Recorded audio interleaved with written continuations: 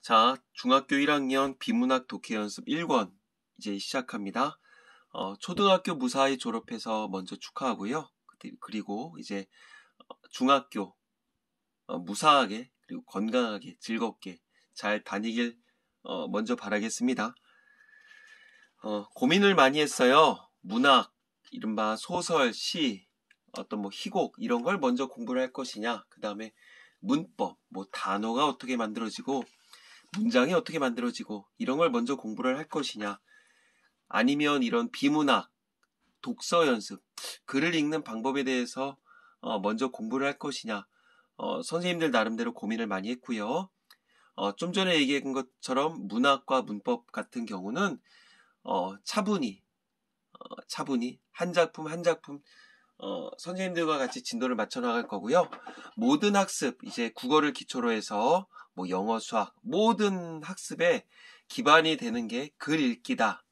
이런 판단하에 우리가 이제 이른바 비문학 독서 책을 선택했다는 거, 우리 친구들이 이해를 해주기 바라겠고요. 하루에 2작품, 여기 밑에 보면 알겠지만 1, 2지문, 이제 작품이라고 안 하고 2가지 지문이라고 얘기를 하거든요. 2글씩 보면서 총 25일 동안 완성을 하는 방향으로 움직여 보도록 하겠습니다. 자, 첫날인데 좀 본의 아니게 이렇게 영상을 남기게 돼서 아쉽고 미안한 마음이 없지 않아 있습니다. 일단 학급마다 담당하시는 선생님들께서 아주 차분하게, 친절하게, 꼼꼼하게, 세세하게 알려주실 거니까 우리 친구들은 선생님 믿으면서 이제 하나씩 좀 이렇게 밟아 나가 보도록 할게요. 자, 먼저 이제 본문을 보기에 앞서서 이 책이 어떻게 구성이 되어 있고 우리가 이제 어떻게 공부를 해 나가야 될지에 대해서 생각을 해볼 필요가 있을 것 같아요. 자, 이 책을 펴내면서 자, 국어 공부가 왜 중요한가? 자, 연필 드시고요. 만약에 오른손잡이 같은 경우는 이제 왼손은 얼음, 그 다음에 왼손잡이 같은 경우는 오른손은 얼음. 펜을 들지 않은 손을 꼼지락거린다거나 어디를 만진다거나 이제 그런 태도는 좀 없앴으면 좋겠어요. 지양을 한다고 그러거든. 그래서 펜을 들지 않은 손은 이제 얼음 하고선 한번 차분히 한번 움직여 보도록 합시다. 공부를 하다 보면 알겠지만 좋은 습관은 만들어지지 않는데요.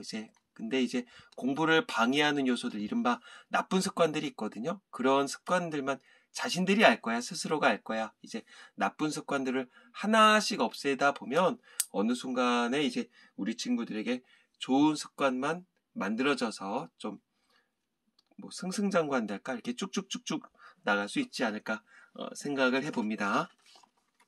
자, 이 책을 펴내면서 국어 공부가 왜 중요한가? 자, 모든 공부의 가장 기본이래. 당연한 거겠지. 우리말로 서술이 되어 있고 국어 능력은 학습의 성패를 결정하는 중요한 요인이 된다. 성패, 성공과 실패란 얘기겠죠. 중요한 요인이 된대. 그래서 국어 능력이 부족하면 효과적으로 학습하기가 어렵게 된다. 당연한 거겠죠. 따라서 학생들은 모든 공부에 필요한 실질적인 국어 능력을 길러야 합니다. 자, 그러기 위해서는 즉 실질적인 국어 능력을 기르기 위해선 인문, 사회, 과학, 기술, 예술 등의 다양한 제재의 좋은 글을 풍부하게 읽어야 합니다. 선생님, 인문이 뭐예요? 과학이 뭐예요? 사회가 뭐예요? 얼추 들어온 것들은 있죠. 그것에 대해서 이제 분야별로 꼼꼼하게 말씀들을 해주실 거예요. 자, 이러한 글 읽기를 통해서 사고력과 이해력 그리고 문제 해결 능력을 키울 수 있기 때문입니다. 사고력, 이해력, 그 다음에 문제 해결 능력을 키울 수 있대요. 좀 내용이 추상적이죠, 아직까지는요. 자, 그러면 밑에 한번 가볼까? 비문학, 자, 읽기 영역을 통해서 무엇을 공부할까요? 자, 중학교 과정에선 사실적 사고 능력을 바탕으로 한 편의 완결된 글을 읽어낼 수 있는 능력을 키워야 합니다. 선생님, 사실적 사고 능력이 뭐예요? 자, 말 그대로 글의 표면에 드러난 의미를 있는 그대로 이해하고 읽는 것이 우리가 보통 이제 사실적 읽기라고 얘기를 하거든요. 읽기의 어떤 5가지 단계에 대해서 어떤 담당하시는 분들께서 다시 한번 얘기를 해주실 거예요. 자, 그 다음에는 다양한 분야의 글들을 반복적으로 읽음으로써 그때그때 학습 상황에 필요한 수준 높은 독해 능력을 키워야 한대요. 이건 내 나만의 어떤 주관적인 생각이 아니야. 그래도 저명하고 아주 유명하고 또 일가견이 있고 그리고 능력 있는 선생님들께서 꼼꼼하게 책을 만드셨었던 것들이니까 우리 친구들도 믿고 따르길 바라겠습니다. 자, 그럼 이 책은 어떻게 공부할까요? 밑에 설명 방법 한번 볼까요? 글 읽기가 다양한 문제 해결 과정임을 이해하면서 글을 읽습니다. 다시, 글 읽기가 다양한 문제 해결 과정임을 이해하면서 글을 읽재. 그리고 배경 지식을 활용을 하재. 선생님 배경 지식이 뭐예요? 일반적으로는 뭐 독서를 통해서 많이 이제 배경 지식이 다르겠죠. 뭐 독서, 뭐 여러 가지 뭐 여행이라든가 아니면 뭐 보고 듣는 걸 통해서 우리 친구들이 알고 있는 바가 다를 거 아니야? 그걸 배경 지식이라고 할 수가 있겠고요. 그런 걸 통해서 어떤 전개될 내용을 예측하며 읽재. 그리고 자, 글의 특성을 고려해서 내용을 요약하면서 읽재. 선생님, 글의 특성이 뭔데요? 뭐 설명문이 있겠고요. 뭐 주장하는 글이 있겠고요. 그다음에 뭐 시가 있겠고요. 소설이 있겠고요. 그다음에 뭐 희곡. 뭐 우리 6학년 때 뭐 배웠지? 뭐 샬롯의 거미줄 그런 것들 있죠. 어떤 글마다 어떤 글의 특성들이 따로따르게 있겠죠. 그래서 이제 요약을 하면서 읽어야 되겠고요. 글에 따른 설명 방법이나 표현 방법을 파악하며 읽어야 됩니다. 설명 방법 당연히 뭐겠어요? 뭐 정의, 그 다음에 뭐 예시, 분류, 분석, 뭐 대조, 그 다음에 뭐 비교, 이제 이런 설명 방법이나 표현 방법, 뭐 직유법, 은유법, 의인법, 화류법, 뭐 들어본 적들이 있을 거야. 자, 다음에 글에 드러난 글쓴이의 의도나 어떤 관점을 파악하며 읽지요. 맨 마지막으로 봐야 될 게 이거겠죠. 자, 다음에 이제 그러면 비문학 독해를 소개를 한대요. 어떤 식인가 한번 우리가 보자고. 자, 비문학이란 말 그대로 문학이 아니란 얘기야. 안일비자의 비문학. 문학이 아니다. 문학 외에 인문, 사회, 과학, 기술, 예술 등을 제재라고 하는 건 어떤 제일 중요한 뭐 글감이겠지, 글감. 가령 김치찌개의 제재는 뭐야? 당연히 김치겠죠.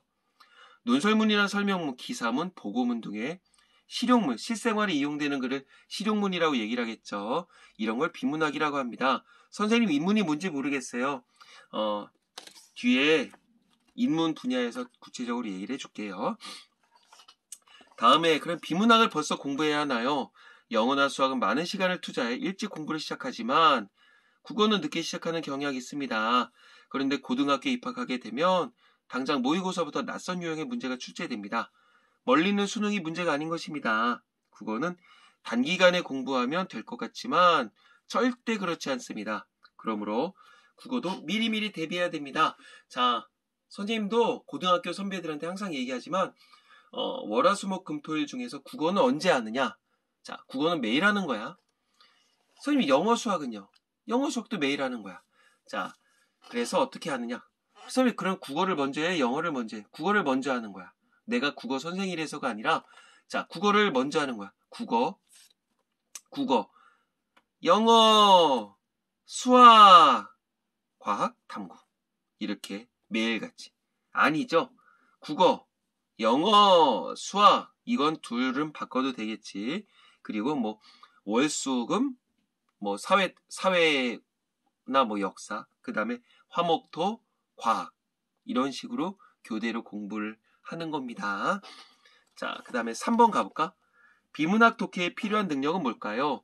비문학 독해에서는요, 사실적 사고와 관련된 내용이 가장 기본이므로 이에 대비하는 능력을 키워야 합니다. 그리고 궁극적으로, 즉 궁극적이라고 하는 건 최종적이란 얘기야. 한편에 완성된 글을 읽기 위해서는 사실적, 추론적, 비판적, 창의적 사고 능력 및 어휘 능력 등이 종합적으로 필요합니다. 선생님, 사실적, 추론적, 비판적, 창의적 사고 능력이 뭔가요? 말이 나온 김에 얘기를 해주면 사실적 사고라는 얘기는 이런 거겠지. 결국 어떤 글의 표면에 드러난 의미를 있는 그대로 이해하고 읽는 능력. 이런 거 이른바 사실적 읽기라고 얘기를 하겠고요. 이 사실적 사고 능력이라고 하는 건 제일 중요한 게 그거겠지. 중심 내용, 주제 파악하기. 우리 친구들 선생님이 좀 글씨를 못 쓰거든요. 여기다가 좀 시간을 내서 적기 바래. 사실적 능력이라 함은 이제 이렇게 그 링크를 보내줄 거야. 자, 사실적 사고 능력이라는 건 중심 내용, 그 다음에 주제 파악하기, 그 다음에 글의 구조, 전개 방법 파악하기. 이게 어떤 사실적 읽기라고 보시면 될 거예요.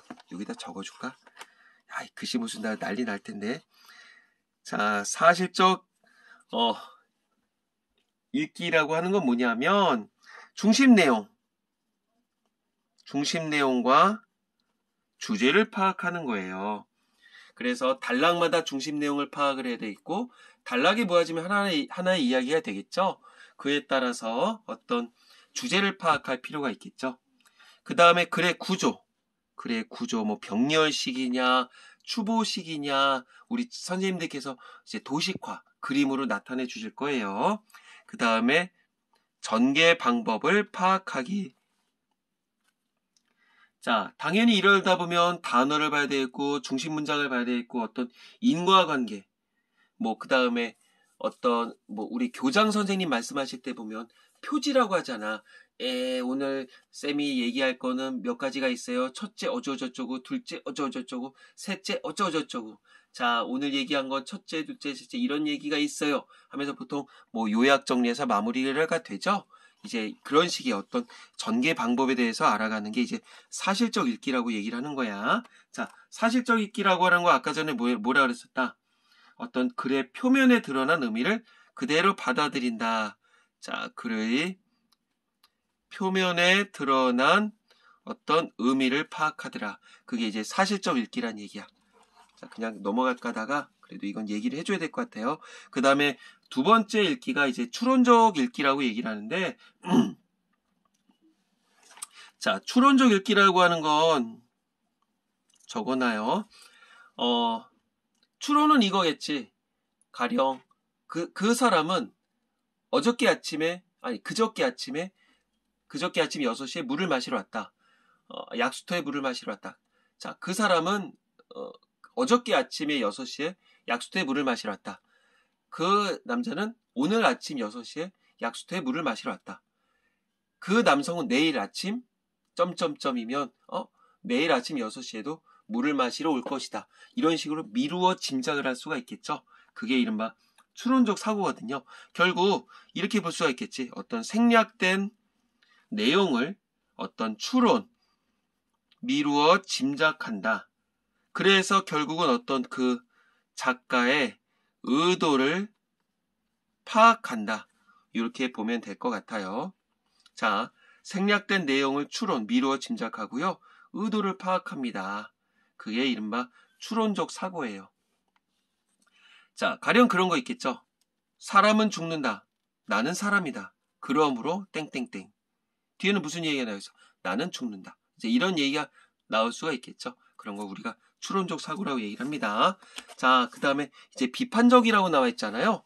비판적이라고 하는 건 비판이 뭐예요? 옳다 그르다를 판단하는 거야. 나쁜 거야 아니야. 나쁜 게 아니에요. 비난이 나쁜 거고요. 비판이라고 하는 건 옳은지 그른지를 따지는 거니까 중요한 거겠죠. 자, 그러면 우리가 읽으면서 뭘 비판을 해야 될까?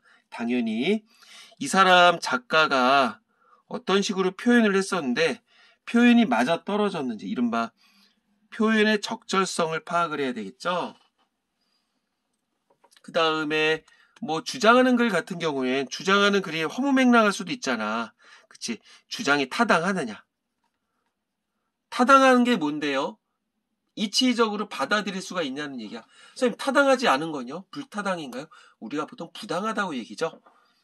자, 이게 어떤 주장의 타당성이겠고요. 그리고 주장을 했었는데 이상하다. 난 그렇게 받아들일 수가 없어. 그러면 이 사람의 관점이 옳은지 관점이 한쪽으로 치우친 게 아니라 관점이 굉장히 공정한지 이른바 관점의 공정성을 우리가 파악해 볼 필요가 있겠죠. 괜히 얘기하는 것 같은데 이거 너무 많나? 그 다음에 자 비판적이라고 있고 이제 창의적이라고 하는데 사실은 여기에 지금 보면 비문학이긴 하겠지만 이제 그 뭐 감상적 읽기라고 하는 게 있어요. 여기 비판적과 창의적 사고 사이에요. 자, 감상적 읽기라고 얘기를 해볼게. 감상적은 보통은 이제 문학에 나오겠죠. 근데 이제 비문학과 문학을 모두 다 이렇게 너무 떨어뜨려서 생각해 볼 필요는 없겠고요. 자, 감상적 읽기는 뭐냐? 막 두 남녀가 사랑을 했어. 근데 막 이별을 했어. 그럼 어떻게 막 눈물 날 거 아니야. 다 눈물 흘리고 있는데 거기서 쟤 왜 울어? 쟤 뭐야? 아, 왜 울어? 막 이러면 걘 이상한 애 아니야. 그러니까 우리가 누구든지 받아들일 수 있는 이른바 보편적으로 어떤 공감을 할 수가 있느냐. 그치. 이런 능력을 우리가 좀 키우게 된다는 얘기겠고요. 그 다음에 읽다 보면 눈물을 뚝뚝 흘릴 수도 있겠고, 읽다 보면 나도 모르게 가슴이 흐뭇해질 수도 있겠죠. 그 다음에, 읽다 보면 고개를 절로절로 끄덕끄덕거리면서, 야, 이거 봐라.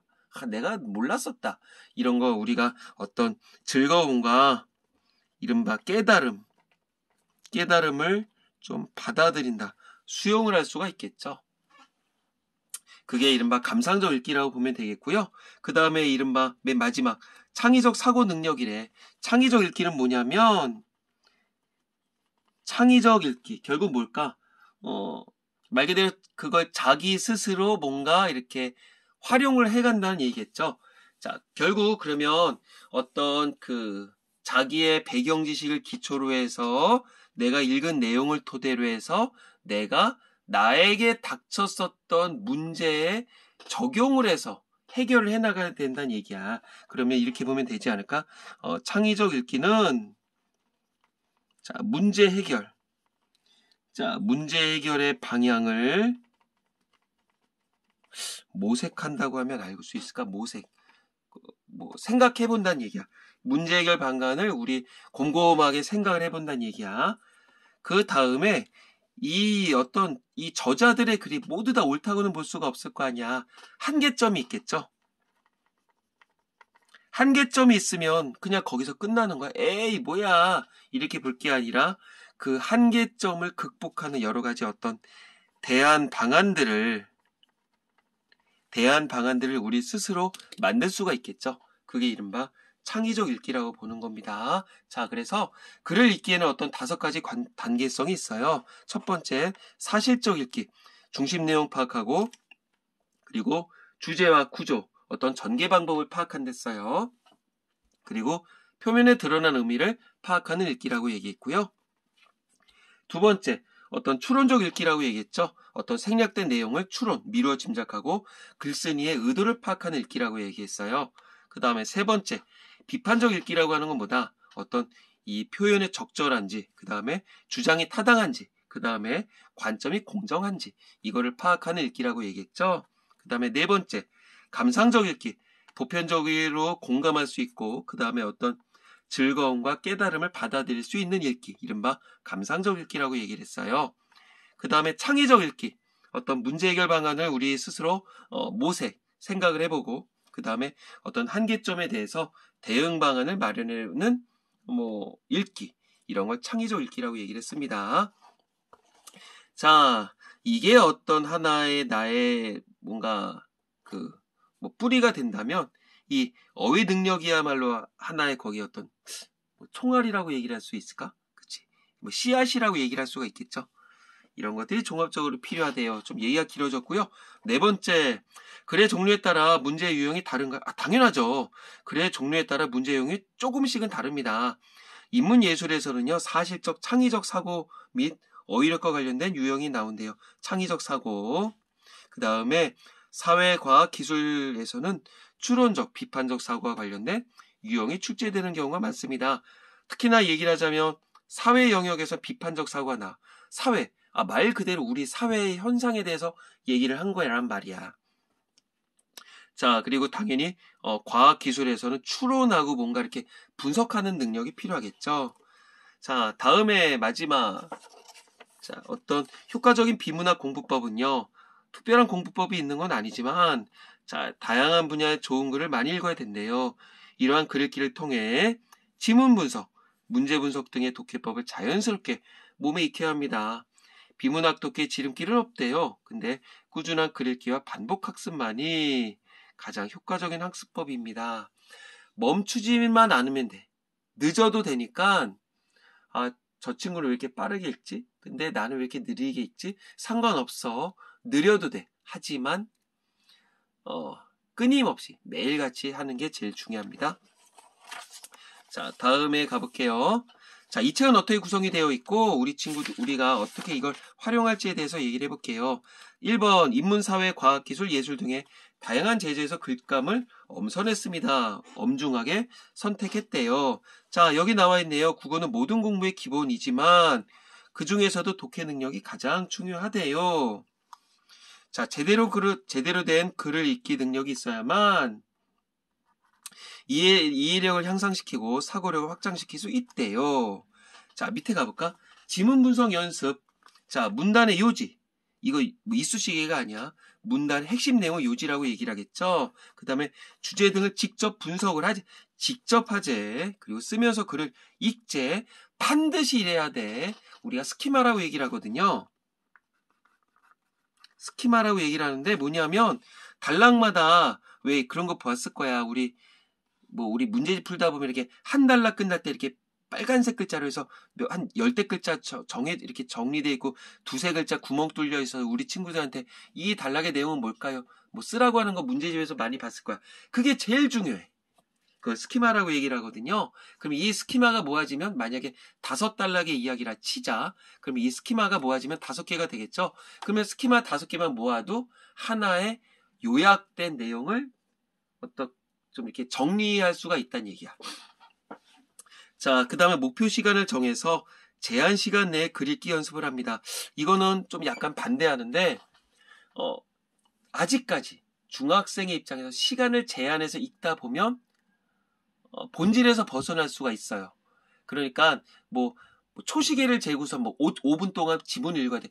이런 뭔가 압박감은 절대 하면 안 되겠지만 여기서 얘기하는 목표 시간이라고 하는 건 이걸 가지고 2시간, 1시간 보진 않을 거 아니야. 일단 전체 하나 지문을 읽고 그에 해당하는 문제 2-3개를 푸는데 짧으면 10분 그리고 길면 15분 요 정도는 좀 해볼 필요가 있어. 아니다. 그래 우리 20분으로 잡자. 20분으로 잡자. 근데 그걸 넘어가면 시간도 버릴 뿐더러 아무런 의미가 없습니다. 근데 스토바칠, 고등학교 수능 선배들처럼 스토바칠을 해서 이렇게 하라는 건 아니야. 대신에 읽을 때 시작을 하고 맨 마지막 딱 끝내면 그동안의 시간을 기록을 해볼 필요는 있어요. 시간을 기록하는 필요는 있습니다. 자, 다음에 가볼까요? 자, 자신의 약점 제재를 파악하여 꾸준한 글 읽기 연습을 한다. 우리 책에서는 미리 얘기하지만 인문, 사회, 과학, 기술, 예술 5개의 섹션, 5개의 챕터로 나눠져 있거든요. 근데 우리 친구들이 유독 약한 분야가 있을 거야. 근데 많은 학생들이 과학, 기술에 대해서 좀 약간 어렵게 생각하거든요. 근데 그 중에는 예술, 철학 분야, 이른바 이제 인문 분야에 대해서 어려움을 느끼는 친구들도 있어. 그러면 그런 것들을 좀 더 개별적으로 공부를 해볼 필요가 있겠죠. 다음에 수준별 단계별 문제를 통해서 실질적 문제 해결 능력을 키울 수 있게 했습니다. 자, 비문학 독해는 사실적 사고와 관련된 내용이 가장 기본이므로 이에 대한 능력을 키워야 돼요. 이를 바탕으로 추론적, 비판적, 창의적 사고 유형에도 종합적으로 대비할 수 있다. 자, 선생님이 아까 전에 이런 5가지 관계에 대해서 얘기를 했잖아. 이게 없으면 이것도 안 돼. 이게 없으면 이것도 안 되고 이게 없으면 이것도 안 돼.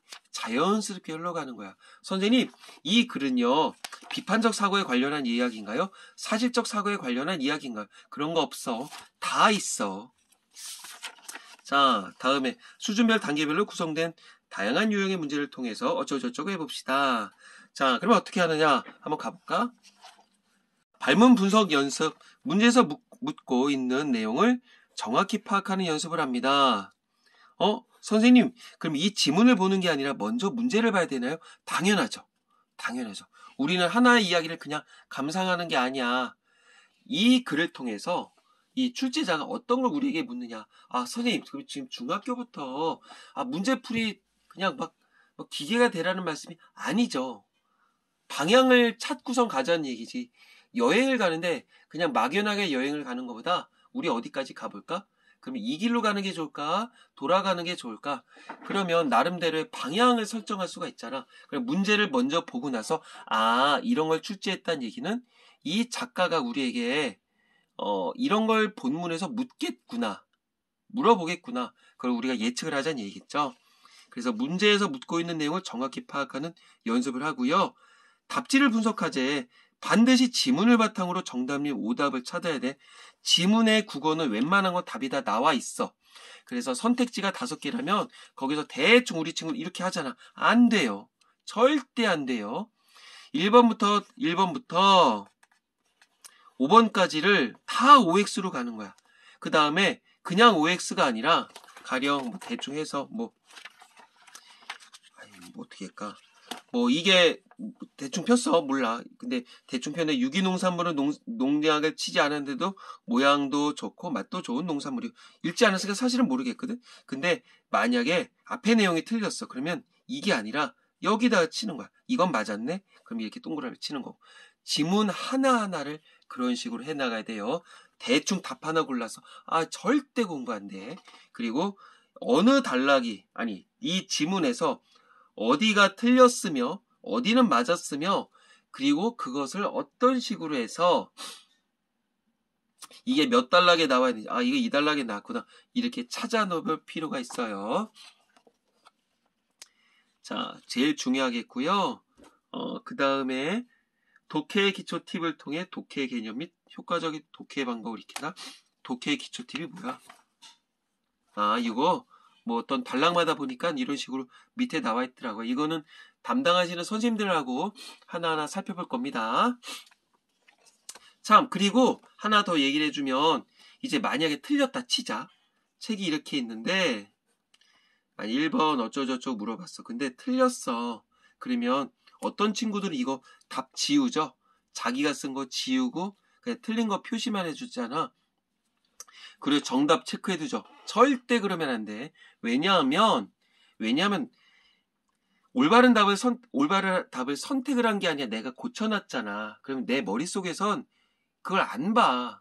나중에 착각을 한다니까.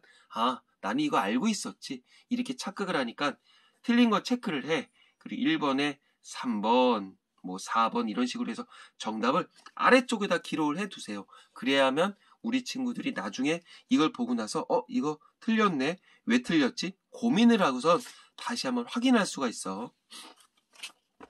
자, 다음에 가볼까? 자, 제재별로 자주 나오는 어휘를 정리한 다음에 테스트를 통해 확인하도록 하였습니다. 이거는 5단락마다 있으니까 이거 나중에 가볼게.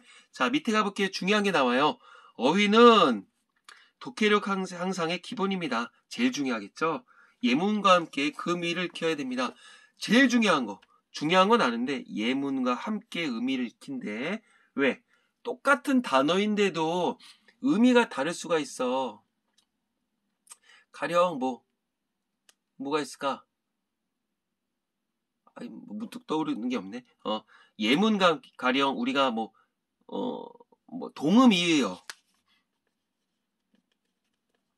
동음이의어, 그 다음에 어떤 다이어 이런 것들에 대해서 얘기를 할 때 똑같은 가령 오르다라고 하는 단어도 계단에 오르다, 물가가 오르다 이런 식으로 해서 의미가 달라지거든요. 그래서 단어 하나만 보면 안 돼요.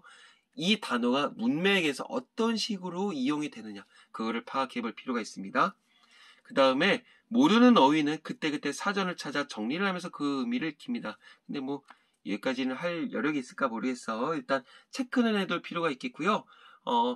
쌤은 내가 개인적으로 얘기를 하는데 어떤 단락 하나의 챕터가 끝날 때마다 어휘는 영어 시험처럼 그렇게 항상 테스트를 볼 겁니다. 자, 쉬운 형태의 문제를 통한 반복 학습으로 어휘를 익힙니다. 그냥 드립다 어려운 문제를 보는 건 의미가 없어. 자, 그 다음에 맨 마지막 거 가볼게요. 자, 자기주도 학습 및 수업 자료를 활용할 수 있도록 모든 지문과 문제를 분석했습니다. 그랬대. 자, 그래서 어떻게 하느냐. 모든 지문 분석 및 문제 분석 자료를 통해서 글을 읽는 방법을 익힙니다. 그리고 정답 및 오답만 확인하지 말고 해설을 통해서 문제 풀이 과정을 점검해야 돼. 이게 아까 전에 얘기했었던 어떤 스키마랑 관련이 있어. 문제 3개 다 맞았다. 중요해. 하지만 이 지문을 분석하는 게 제일 중요하다고 보는 거야. 그 다음에 반복학습을 통해서 실수 및 약점을 보완합니다. 쌤 이거 저희 언제 했었는데요? 의미 없어. 다시 한번 보면서 맞아. 내가 생각하는 게 이렇게 달라졌네. 이런 걸 우리 친구들이 꼭 익혀야 됩니다. 그리고 항상 날짜를 적어가면서 가야 됩니다. 자, 다음에 여기에 이렇게 어떤 식으로 정리됐었는지 보면서 한번 마무리를 짓게요. 지금 이게 1학년 책인데 지금 보니까 지금 2학년이나 3학년도 이 앞부분은 같거든요. 그래서 일단 1학년을 기준으로 얘기를 할게요. 자, 1학년 책은요. 자, 인문이 10개의 이야기가 있고요. 그 다음에 중간에 독해력 숙숙 어휘 테스트가 있더라고요. 그리고 사회도 10개, 그 다음에 과학도 10개, 그 다음에 지문, 기술 10, 예술 10. 그래서 상식적으로 생각을 해볼까? 당연히 1번부터 10번으로 갈수록 내용이 어려워지겠지. 그러니까 아마 1번 이야기는 각 챕터별로 1번이나 앞쪽의 이야기들은 쌤이 아까 전에 얘기했었던 사실적 읽기나 추론적 읽기만 필요할 거야. 근데 뒤로 갈수록 아마도 비판적, 감상적, 그리고 뭐 어떤 창의적 사고 능력이 필요할 수가 있을 거야. 그리고 뭐 도표도 많이 나오고 그래프도 많이 나올 테니까 이렇게 다음 페이지에 보면 쭉 순서적으로 페이지별로 나가는 읽기 방법이 있고 아니면 어떤 학습 내용 1번, 2번, 3번 이렇게 나가는 법이 있거든요. 근데 사실은 이쪽에 어떤 제재별로 섞어서 가는 걸 좀 더 추천합니다. 자, 여기까지 일단 설명은 마쳤고요. 이제 다음 시간부터 본격적인 이제 본문 내용 출발해 보도록 하겠습니다.